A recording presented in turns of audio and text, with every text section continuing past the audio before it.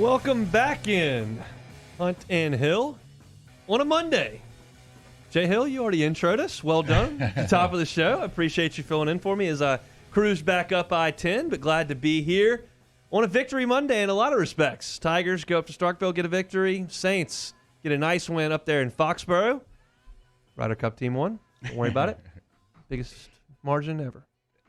But we'll talk some football here for the next hour here on Hunt and Hill. You had Ed Ogeron there. Nothing earth-shattering there from his press conference reviewing the win against Mississippi State and looking forward to Auburn. Obviously, the TJ Finley storyline going to be there. No significant injury updates there. Derek Stingley still seeing a doctor. Get more updates on that this week. Nothing to report on John Emery. So a fairly light news day, but we want to go back and talk about what we saw in the game on Saturday morning. And Jeremy, I heard your intro, and I agree with the vast majority of it. I thought that LSU had a plan on the defensive side and that they executed exceptionally well until the last 6 minutes of the game, where they were tired after 88 plays and gave up some plays, busted some coverages, and allowed Mississippi State to have an onside kick to have a chance. But look, through nearly 3 quarters of football, you would allow just 3 points. And the plan was to sit back, to only rush 3, and to just tackle them on the 4-yard gain. And eventually, you're either going to have a false start or a hold or a couple of incompletions, or you try to run a running play and you get behind the chains, and eventually you'll have to turn it over, or you'll just turn it over with the interception that LSU got or the fumble that LSU got. And so the plan was excellent as opposed to last year where they were just totally lost. It was very frustrating to see. I'm not used to my LSU defense just giving up play after play after play after play, but it was all part of the plan, and I was interested in Dan Orlovsky kind of breaking down the game on the TV copy, saying, it's going to come down to who can be more patient. Is Mississippi State willing to continue to check it down, or will they force it? Or is LSU willing to sit back, or are they going to get antsy and try to bring the pressure? And I thought that LSU did a good job of sticking to their guns on the defensive side of the ball, and they made some plays and did a good job. Offensively, I still think the running game is going to be their fatal flaw. It's just not there. They don't get any push. There's no production. There aren't any big chunk plays. It's just a slog, time in and time out when they hand the football away, and it was more of the same on Saturday. They just could not get the ball moving forward in the ground game, and you're going to have to rely on Max, who made some big plays and I thought played pretty well again, but it was okay on the offensive end. Yeah. Yes, I think Saturday I saw a little bit more juice from TDP. I think he had a couple runs that I did not see from him at all this year. So I was like, okay, I see what the coaches are seeing. If we can kind of mix that in, I think he had his highest average, which was only 3.9. But he had a couple runs during the game, and I think his run the play before actually set up that Keyshawn Booty touchdown. So unfortunately, we're going to continue to have to stick the ball in our running back stomach and try to get the run game going. You can't just abandon it altogether. But you see teams all through every level of football, when you don't have a good run game, you got to set it up with the pass. And I think that's just something we're going to have to do. And except with this team, we're not going to be able to run the ball down people's throat. The better D lines we go against, it's just going to make it even a harder battle. So continue to, use the RPOs, continue to use the short passing game, and hopefully we can continue to move the ball. Did you see any changes in the run game that they tried to implement that jumped out to you? Yeah, they ran a couple double pullers with Cole Taylor. Just getting the backside guard, pulling around, and then get the tight end coming to clean it up. I think, honestly, our offensive line blocks that stuff way better. When we try to do the zone schemes, we're getting pushed back in the backfield way too far. When we run some of the gap stuff, we're able to hold the line a lot better, and then we're allowing our tight ends and stuff to get up to the second level, which we don't see much of on the inside zone stuff. So I would love to see for them to open this up more and more pulling stuff, maybe some speed option stuff with Max just to flip it out to the back in space. Just find different little ways to just not just run it at people's face, because we just don't have the guys in there to move people around like that. What they do have is guys on the outside that can make plays and make big plays. And, of course, you saw Keyshawn with the 64-yard touchdown. He had 2 touchdowns in the game. You saw a big play from Trey Palmer get behind the coverage on a bust there and make the play. Cole Taylor with the 41-yard touchdown. Whether or not that was thrown to him or not is to be determined. But he did go out there and make the catch and then make the run after the catch when those two guys ran into each other. And then Brian Thomas came out there and had 3 catches in the game, had a 20-yarder. Averaged 14 yards a catch, so they targeted him 4 times. There's a plethora of options out there. Yeah, he got a ton of weapons, and I thought Max was trying to do a little Mahomes, man, a little no look. No, I'm joking. That was not a no look.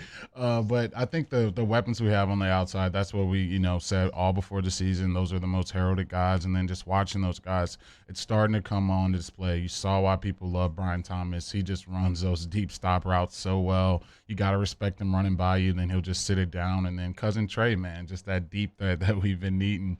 Take the top off the defense, a guy that has speed to burn and speed for days. So continue to find ways for him to take the top off. And I want to see a little more Malik, man. I know they're easing him back into the lineup, but I think Malik can make some plays in this offense. And obviously Jack Besh and the crew.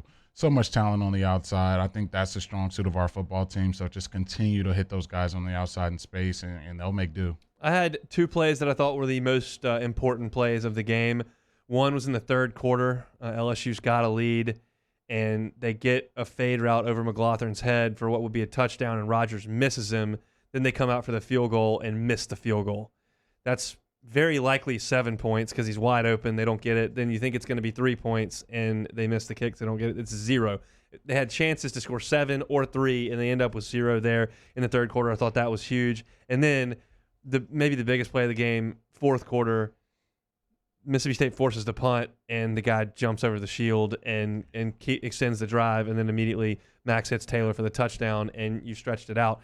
Look, I thought LSU controlled the game for the most part. They had 2 different 18-point leads in this game, but those are 2 plays that I think if they go differently, it may be a different story. And so in summation, I think for me, it's a good win. You go on the road and you win. But I still think it's probably the worst team on your conference schedule, and you beat them by 3 and couldn't run the football. So I think that both things can be true. I appreciate the stair step that we were talking about where you lose to UCLA, you come back, you play an FCS team, then you step up a little bit in class in Central Michigan, and then you step up a little bit in class for SEC play, and you'll step up again in class, I believe, on Saturday. But the win is the most important thing. They got it, and that's good, and it's something to build on. And I think there's confidence there, and I think they do some things well. I think the defense played pretty well, and then I thought Max played well with the guys around him. But I still think that fatal flaw of the running game not being there, and the fact that you just edged a team that's not very good is not the best news I've ever heard.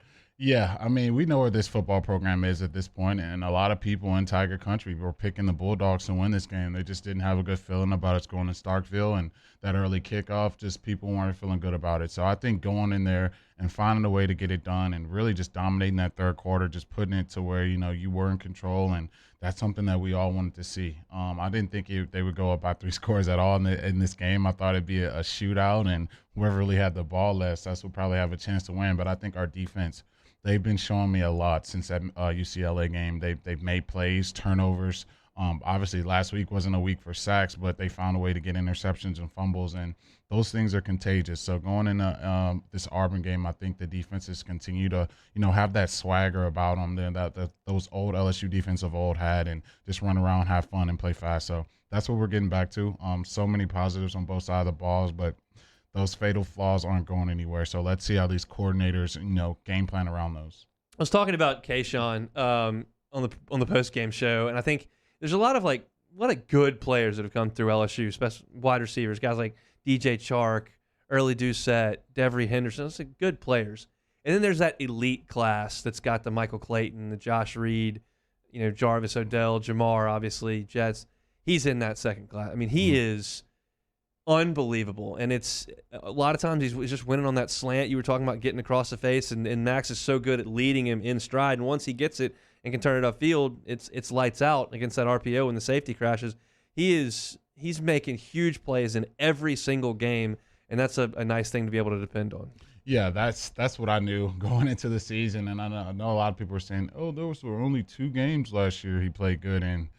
Guys just don't get 300 yards in a game. This doesn't happen. You got to have some ability. There has to be something there, and for Keyshawn to end last year like that, I knew he was poised to have a breakout season this year, and that's right where he picked up off as just a super stud at the receiver position. They were showing Todd McShay's big board.